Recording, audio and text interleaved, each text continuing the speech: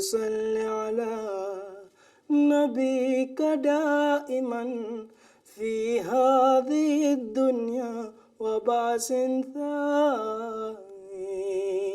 يا رب صل على نبيك دائما في هذه الدنيا وبعث ثاني. Assalamu alaikum wa rahmatullahi wa barakatuh, our dear viewer of MTA Africa. Welcome to another episode of the program Islam the Light to Africa, coming to you from Amri Abeid Studios, Tanzania. In this program, we are looking at the challenges facing the African society, the way these challenges affect them, and the Islamic teachings on the way we can go about to solve these problems. In our today's session, we will discuss a challenge, or we will discuss challenges coming from independence. And in our studio today, we have two guests in this discussion. First, I have Sheikh Shaban Athmani Shunda, who is the missionary in the Tanzanian Jamaat. And next to him is Mzee Mahmoud Hamsin Mubiru, who is the former teacher and a journalist, but as well a historian. So today is going to take us back into the history about our topic of today. Assalamu alaikum and welcome to the studio. When we go back into the history, we find that the African continent, it was colonized. Most of the African countries were colonized. As a historian, maybe you can take us deeper into this history to understand how the colonization was in Africa. Assalamu alaikum wa rahmatullahi wa barakatuh. Wa alaikum salam wa rahmatullahi wa barakatuh. Thank you very much. I have two observations to make before I enter into the topic. Yes. The first observation is Africa did not get independence. Now, that is very important. Africa regained her independence. What does that mean? It means that before the coming of Europeans, before colonialism, Africa was a free continent. And the question of colonialism was the one that imposed this question of being under the yoke of imperialism. So we are suggesting that before the coming of Europeans, Africa was a free, independent country. So what we did actually was the question of regaining our independence, which was lost because of the foreigners coming. And of course, we tried our level best to put up resistance. But of course, we had weak weapons, we had disunity, and therefore, unfortunately, we were defeated. That is very important, a very important point to make. There is a difference between getting independence and grabbing the independence. But number two, which is equally important, is that Islam as a religion has always been on the side of the marginalized, the downtrodden, those people who are suppressed. If you take a dive into the history of Islam, you'll find that the Holy Prophet Muhammad had joined that movement, that organization that was helping the poor. So that is an indication that from the word go, Islam has always been on the side of those people who are downtrodden. Now, colonialism, what does it mean? Because before we look at independence, it is imperative, it is necessary to look at the concept of colonialism. Now, colonialism is a process in which people of a given nation come in and take the minerals, the raw materials. Now, Europe was undergoing industrial revolution. And because of industrial revolution, they needed items. They needed raw materials, they needed cheap labor, they needed market where they could be able to sell their things and so on. And because Europe does not possess those items, they came to Africa. And when they came to Africa, they were able to take all that. But of course, as I have already said, the Africans tried their level best. We have the example of Robengula in Zimbabwe today, but it was former Southern Rhodesia. You have people like Abushiri Wambwana.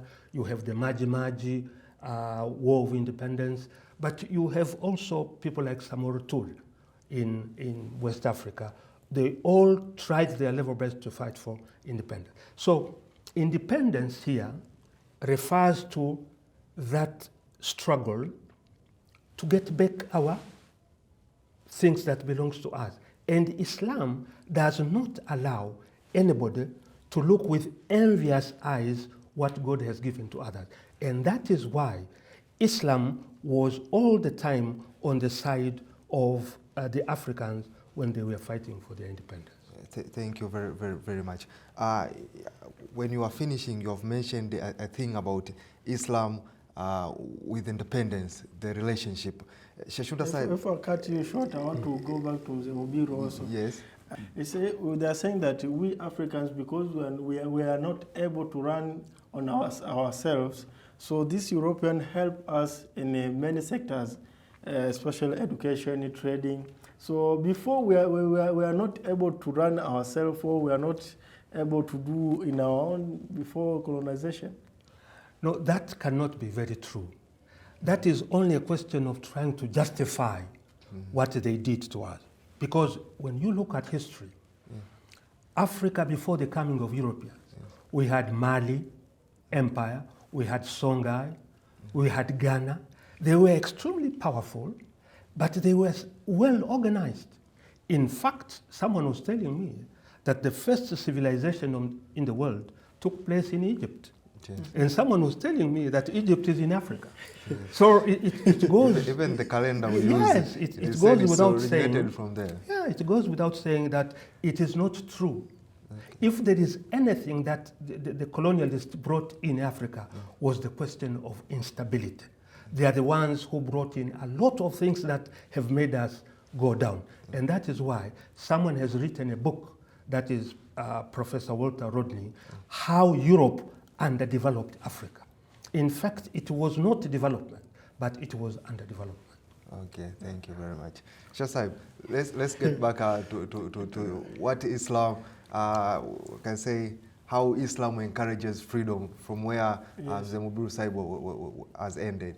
Yes. We know that Islam always encouraged, and also he's telling us that everybody is free and independent.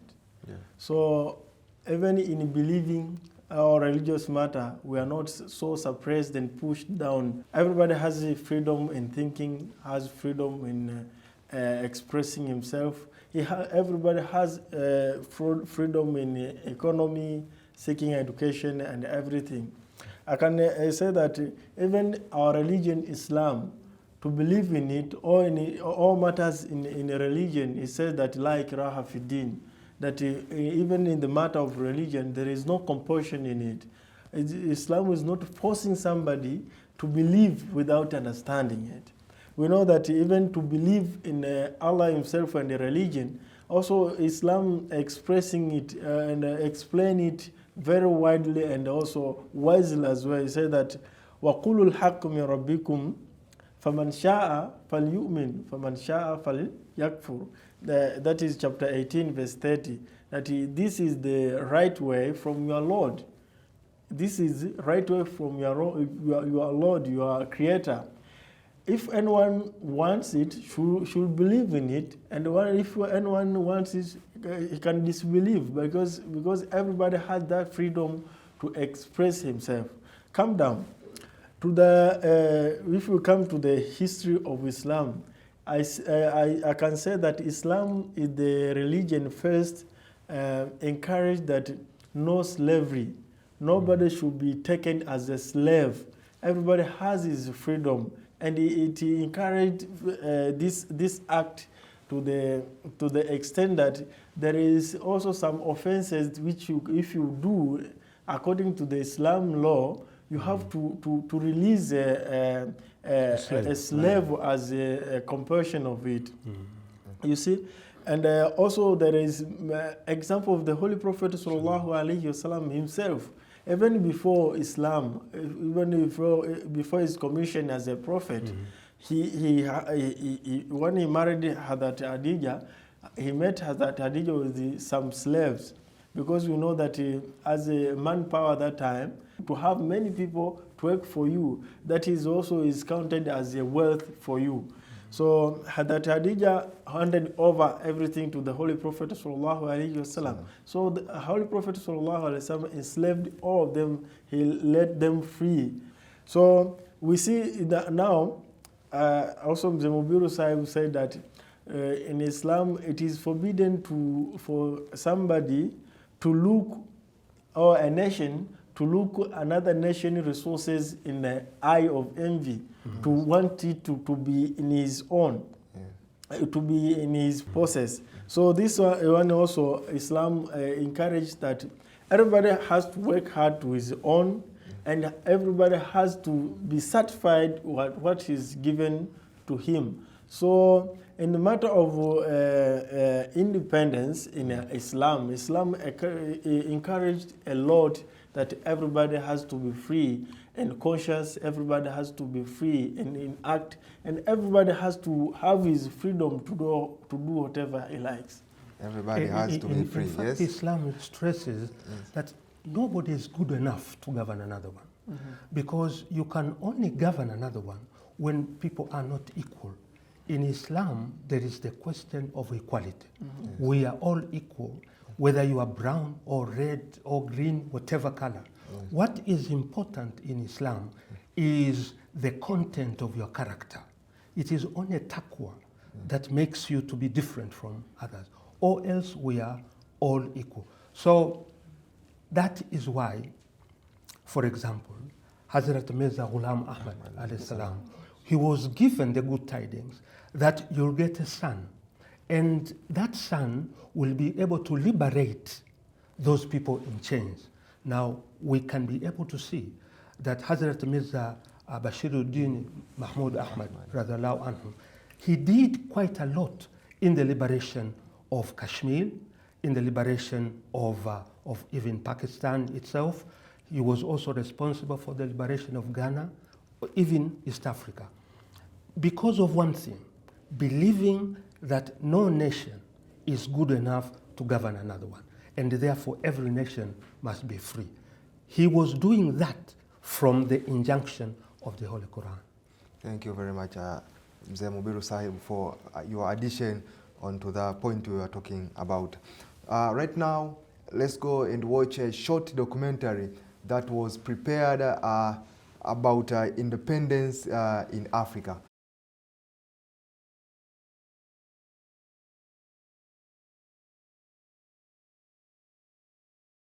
In just a few years, on either side of 1960, a wave of struggles for independence was sweeping across Africa. Between March 1957, when Ghana declared independence from Great Britain, and July 1962, when Algeria wrested independence from France after a bloody war, 24 African nations freed themselves from their former colonial masters. In most former English and French colonies, independence came relatively peacefully, but the transition from colonial governments did not always lead to peace. Internal conflict within the newly independent countries and the continued resistance of the colonial powers in Southern Africa often forced large numbers of innocent people to flee civil strife and repressive new regimes.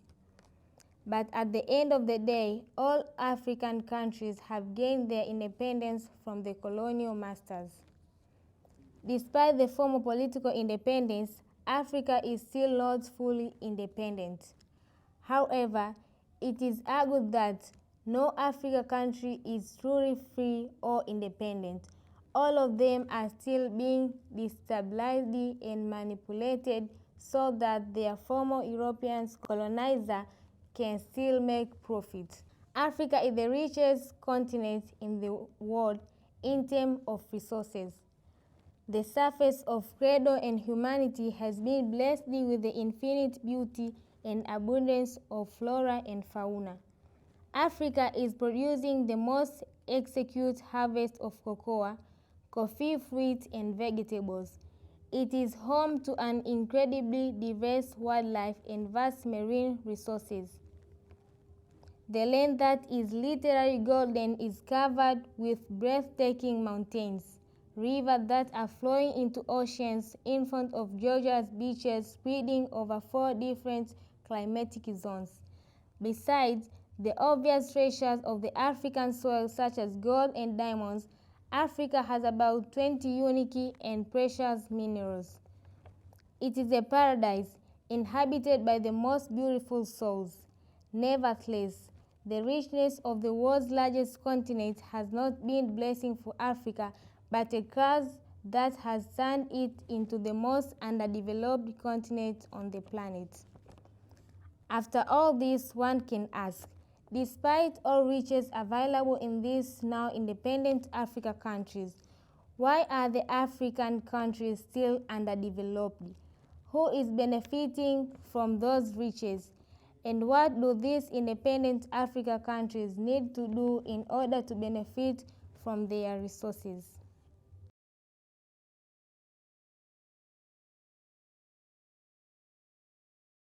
Welcome back. We have been watching a short documentary on independence, and I've been able to note some few points from the documentary, and we will be discussing these points at our discussion today. And one thing I noted that the colonial regimes were rejected, and the African resorted into searching or to researching again for their independence that has been lost to the colonial masters. And previously we were talking about Islam, how Islam teaches us about giving other people their freedom. So I'm very much interested to know how Islam played a role in these African countries, or what role did Islam play to the Africans in their race to search for their independence. Mzee Mubiru sir. Islam made the Africans aware, conscious that they were human beings. And because you are a human being, nobody is good enough to govern you. Now, this consciousness was given to the people by Islam. But Islam also made the Africans aware that at times you have to ask for your freedom. And you can use both ways. There is a question of negotiations. You sit down, you discuss. But at times, when it is proper, a little bit of force can be used. I'll give you an example. In Africa, we have 3 ways in which we were able to get our independence. There are countries which got their independence through constitutional means. They had the discussions and they agreed. But you had also countries in which the colonialists, for example, Portugal said it had no colonies in Africa. It said that Mozambique, Angola, Guinea-Bissau were part and parcel of Portugal. Can you imagine Portugal becoming a part of Africa? You see, so when you make people reach at that stage, definitely there is no way out. You tell these people that, look here, Angola is not part of Portugal. Why are you insisting? So Islam was telling them that, look here, you people, you must learn your geography. Geography states that Angola is in Africa. So it was the question of Islam that made them aware. For example, in Tanzania, we could take the example of Sheikh Mubarak Ahmed in Tanzania here. What he did was the question of one very important thing. You know, when people have inferiority complex, when people are not certain of themselves, they feel very small. Sheikh Mubarak Ahmed told them that, look here, you have a language, and that language is extremely useful. So he encouraged the usage of Kiswahili. In fact, he translated the Holy Quran into Kiswahili. And this translation, by and large, has contributed quite immensely to the independence of Tanzania. Thank you very much, Mzee Mubiru Sahib. Sheshunda, you want to make an addition? Yes, also we are having some individuals as Muslims who participated in this race of independence. Here in our country, we are having Sheikh Amr Abed Sahib, who was a missionary of Jamaat Ahmadiyya, and also we are having Sheikh Mubarak Ahmad Sahib, who was an instrument, as Mzee Mubiru Sahib said, that he was the one who influenced youth to come out for their independence, to fight for their independence. We know that also Mwalimu Julius Kambarage Nyerere was a student of him in one class in Tabora. So also Islam and Islam Ahmadiyya played a huge role for independence of East African countries and also in West African countries. And we know that we had Sir Zafrullah Khan, who fought for independence of the many countries of the Arab countries and also Asian countries and also in Pakistan as well. So we're having many examples to cite in this particular issue. Thank you very much for those examples of Muslims who played a great role in independence of various countries' independences. Now let's go and listen to a voice call from Maulana Zaki Ahmadi Tamuzade from Uganda, who wants to give us some input into the subject of today.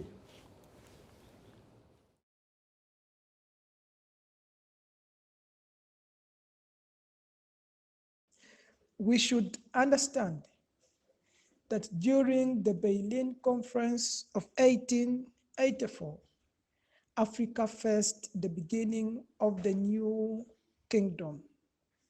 Territories have been shared and changed into colonies by the European nations. During this era, all African territories or kingdoms had been administered under European rule and laws. This is what transpired during the colonial eras, and this is what the African continent went through. A free continent with its own law, with its own rules. But this time around, it was to be governed by another nation. The aim of colonialism was to exploit the physical, human, and economic resources of an area to the benefit of the colonizing nation. And thereafter, they left, but never quite left, because they left the continent in a way that they will always exploit it. The danger of this colonialism was seen even by people of those era. The kings, the wise men, and even the common men of that time knew that colonialism was harmful to this nation. They were always ready to defend their nation because they know that they were not created to be under slavery forever. They all knew how harmful this was, and they resisted. They resisted as much as they could. They used whatever was at their disposal to resist. But the stronger the British became, and they were determined to rule over Africa, and they indeed did.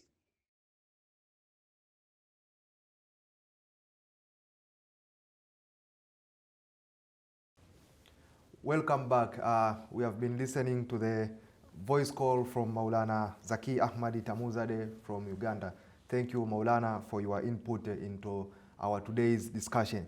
But from the documentary, and short documentary we just listened, and our discussion, I noted some few points, and I want you to put some inputs. And one of the point is the controversy about the African independence.